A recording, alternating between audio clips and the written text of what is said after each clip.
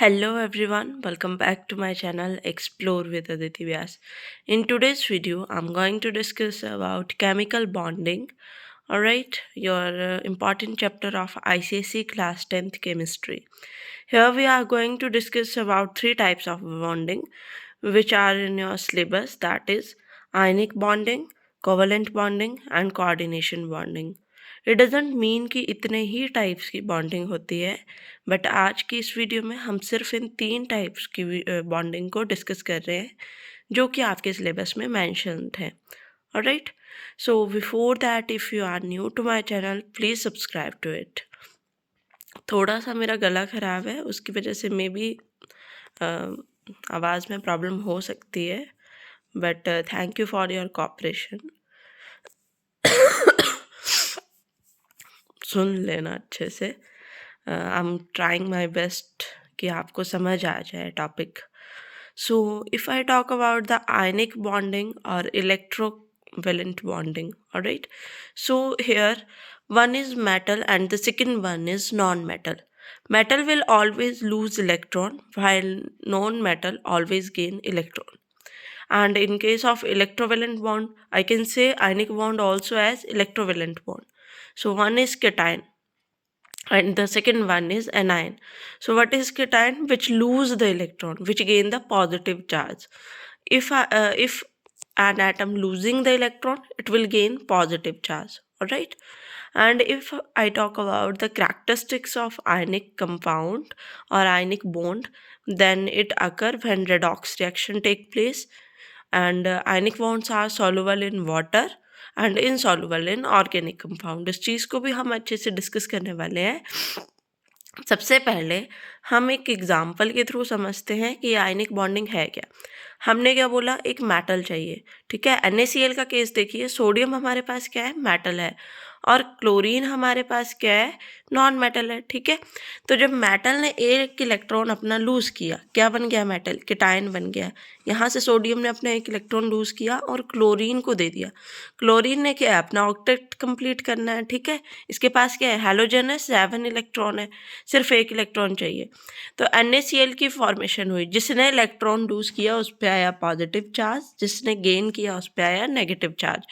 तो इसमें क्या हुआ, हमारे पास बहुत ज़्यादा स्ट्रॉन्ग फोर्स बनी और उस फोर्स को हम बोलते हैं इलेक्ट्रोस्टैटिक फोर्स. और बॉन्ड कौन सा होगा, इलेक्ट्रोवेलेंट बॉन्ड. अब हमारे पास सोडियम है, एक इलेक्ट्रॉन उसने लूज़ किया और पॉजिटिव चार्ज लिया. तो ये क्या है, ऑक्सीडेशन है, लूज ऑफ इलेक्ट्रॉन. रिडक्शन क्या है, गेन ऑफ इलेक्ट्रॉन. क्लोरीन ने एक इलेक्ट्रॉन लिया, एनायन बना लिया. तो ये किस तरह का रिएक्शन टेक प्लेस हो रहा है, जब ये दोनों रिएक्शन किसी सीरीज में फॉलो हो तो उन्हें हम बोलते हैं redox reaction. It is the kind of redox reaction जिसमें ऑक्सीडेशन भी हो रही है, रिडक्शन भी हो रही है, तब रिएक्शन प्रोसीड हो रहा है, ठीक है.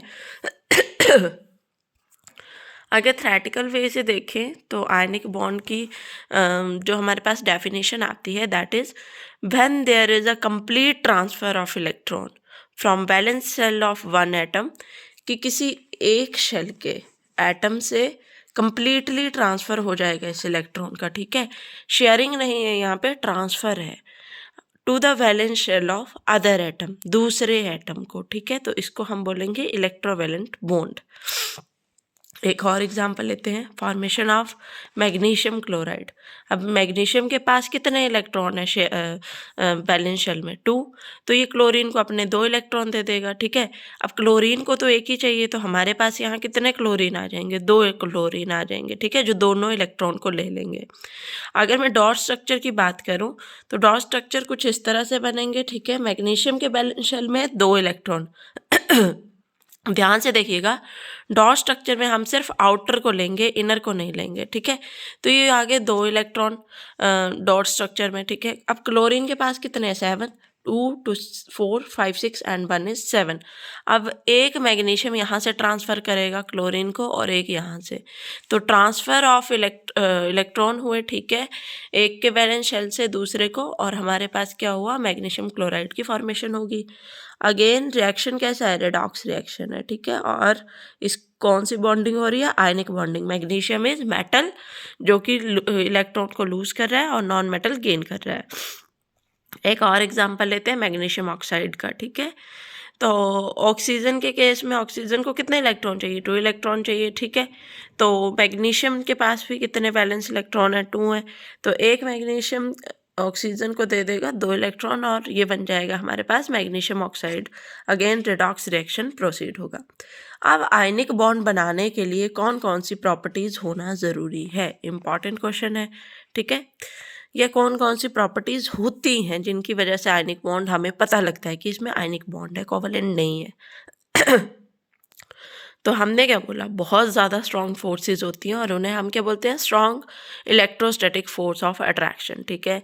और जिन भी कंपाउंड में बहुत ज़्यादा स्ट्रॉन्ग फोर्सेस होती हैं उन्हें हम क्या बोलते हैं, सॉलिड होते हैं वो, ठीक है। मतलब जनरली हमारे पास सॉलिड होते हैं और सॉलिड का क्या होगा, हाई मेल्टिंग पॉइंट और बॉइलिंग पॉइंट होगा। अब इसमें क्या होता है, ये इलेक्ट्रिसिटी को कंडक्ट करते हैं मोल्टन या एक्वस स्टेट में, बट इन सॉलिड स्टेट में कोई भी किसी भी तरह की इलेक्ट्रिसिटी कंडक्ट नहीं होती है। तो ये इंपॉर्टेंट क्वेश्चन अराइज होता है जो कि आपसे बहुत बार एग्जाम में पूछा भी जाता है। Why does solid NaCl doesn't conduct electricity but the molten और एक्वस NaCl कंडक्ट इलेक्ट्रिसिटी, क्यों होता है ऐसा? तो सॉलिड NaCl के केस में क्या होता है, आयंस तो हमारे पास हैं, है ना। इलेक्ट्रिसिटी कंडक्ट करवाने के लिए क्या चाहिए, हमें आयंस चाहिए, बट वो फ्री स्टेट में नहीं है। क्यों? बहुत ज़्यादा स्ट्रॉन्ग इलेक्ट्रोस्टैटिक फोर्स है। बट जब मोल्टन स्टेट आएगी, एक्वस स्टेट आएगी, तो ये आयंस क्या करेंगे, फ्रीली मूव कर लेंगे कहीं भी, ठीक है। तो इसलिए वो इलेक्ट्रिसिटी को कंडक्ट कर लेंगे। वाटर क्या करता है, हमेशा जो फोर्स ऑफ अट्रैक्शन होती है ना बिटवीन द आयंस बोल लो या बिटवीन द NaCl, उनको वीकन कर देता है। और ऐसा इसलिए होता है क्योंकि वाटर की क्या नेचर है, डाई इलेक्ट्रिक प्रॉपर्टी है वाटर की, ठीक है। वो क्या करता है, आयंस की जो बॉन्डिंग होती है, फोर्स ऑफ अट्रैक्शन होती है, उन्हें वीक करता है। तो इसलिए जब आयंस इजीली मूव कर लेंगे, फ्रीली मूव करेंगे, तो वो इलेक्ट्रिसिटी को कंडक्ट कर लेंगे। आफ्टर दैट आता है हमारे पास वाटर, क्या है, एक पोलर सॉल्वेंट है, ठीक है। तो वो आयन को इजीली जो है वो डिजॉल्व कर लेता है, ठीक है। अब कंडीशंस क्या क्या चाहिए जिनकी वजह से हमारे पास आयनिक बॉन्डिंग होती है, कि मेटल के पास ना लो आयनाइजेशन पोटेंशियल चाहिए। आयनाइजेशन पोटेंशियल जो है ना वो इन्वर्सली प्रोपोर्शनल होती है किसके, टेंडेंसी टू लूज इलेक्ट्रॉन के। और हमें कैसा मेटल चाहिए, वो जो ईजिली लूज कर दे। मेटल कैसा चाहिए, जो ईजिली इलेक्ट्रॉन को लूज कर दे। पर आयनाइजेशन पोटेंशियल जिसकी ज़्यादा होगी वो ईजिली तो लूज करेगा नहीं, तो हमें IP लो चाहिए, ठीक है। अब नॉन मेटल कैसा चाहिए, जो हाई इलेक्ट्रॉन एफिनिटी हो। High electron affinity is directly proportional to bonding to accept electron. जिस भी नॉन मेटल की हाई इलेक्ट्रॉन एफिनिटी होगी वो इजीली बॉन्ड बना लेगा, इलेक्ट्रॉन को एक्सेप्ट कर लेगा। तो बेस्ट तो हमारे पास हेलोजन्स ही है ना फिर, क्योंकि हेलोजन्स बहुत ज़्यादा मतलब हाई इलेक्ट्रॉन एफिनिटी रखते हैं, उनको जल्दी से एक इलेक्ट्रॉन चाहिए ऑक्टेट कंप्लीट करने के लिए। And the third condition is high electron negativity difference, okay. After that आता है हमारा कोवलेंट बॉन्डिंग का टॉपिक। कोवलेंट बॉन्डिंग तब होती है जब नॉन मेटल के साथ रिएक्ट करता है और इसमें ट्रांसफर नहीं होगी किसी तरह की, क्या होगी, म्यूचुअल शेयरिंग होगी, ठीक है। H2 के केस में देख लीजिए, हाइड्रोजन के पास क्या है, एक इलेक्ट्रॉन है, दूसरे हाइड्रोजन के पास भी एक इलेक्ट्रॉन है। तो इन दोनों ने अपना इलेक्ट्रॉन शेयर किया, शेयरिंग टेक प्लेस, और सिंगल कोवलेंट बॉन्ड बना दिए। 3 तरह के कोवलेंट बॉन्ड हैं, डबल और ट्रिपल भी हैं। ऑक्सीजन के केस में क्या है, 2-2 इलेक्ट्रॉन इन्होंने शेयर किए, ये मैंने इनके इलेक्ट्रॉन डॉट स्ट्रक्चर भी बनाए हैं, ठीक है। और ट्रिपल के केस में नाइट्रोजन आ जाएगा। उसके बाद पूछा है draw structure of methane CCl4 H2O NH3, या इलेक्ट्रॉन डॉट स्ट्रक्चर बोलो या लुईस स्ट्रक्चर बोलो। अब कार्बन के केस में क्या है, 4 वैलेंस इलेक्ट्रॉन है, 1 2 3 4, हाइड्रोजन के पास एक एक है। तो इन सब ने अपना एक एक इलेक्ट्रॉन शेयर किया और बॉन्ड क्रिएशन कर ली। तो ये किस तरह का बॉन्ड है, कोवलेंट बॉन्ड है। अगेन क्लोरीन के केस में आउटर शेल कितने, आउटर वैलेंस में कितने हैं, 7, कार्बन के पास कितना है, एक एक है। तो इन्होंने क्या किया, शेयरिंग कर ली एक एक बॉन्ड की, ठीक है, बहुत ईजी है। आफ्टर दैट प्रॉपर्टीज़ की बात करूँ तो formed by molecules not ions, इसलिए बहुत बैड कंडक्टर है इलेक्ट्रिसिटी के, ठीक है। आयंस कंडक्ट करते हैं इलेक्ट्रिसिटी को, ना कि मॉलिक्यूल्स, ठीक है। H2 क्या है, एक मॉलिक्यूल है। Weak intermolecular force of attraction है, अट्रैक्शन जो है मॉलिक्यूल्स के बीच में वो ज़्यादा सॉलिड नहीं है, तो इसलिए कैसे सॉलिड हुए, सॉफ्ट सॉलिड हुए। और एज अ लिक्विड एग्जिस्ट करते हैं। सॉल्युबिलिटी की बात करूँ तो मे बी पोलर भी हो सकते हैं, नॉन पोलर भी हो सकते हैं। पोलर के केस में देखिए, जैसे हमारे पास HCl है, तो वो कैसा कंपाउंड है हमारे पास, पोलर है। क्यों? एक हमारे पास इलेक्ट्रोपॉजिटिव है, दूसरा बहुत ज़्यादा इलेक्ट्रोनेगेटिव है।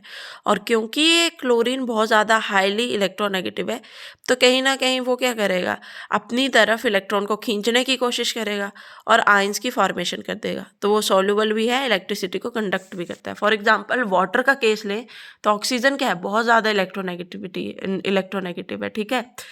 तो कहीं ना कहीं ये हो तो शेयरिंग रही है, पर क्योंकि ये बहुत ज़्यादा इलेक्ट्रोनेगेटिव है, तो वो हाइड्रोजन के अपने तरफ इलेक्ट्रॉन्स को खींचने की कोशिश करेगा और एक आयंस की फॉर्मेशन कहीं ना कहीं क्रिएट कर देगा, ठीक है।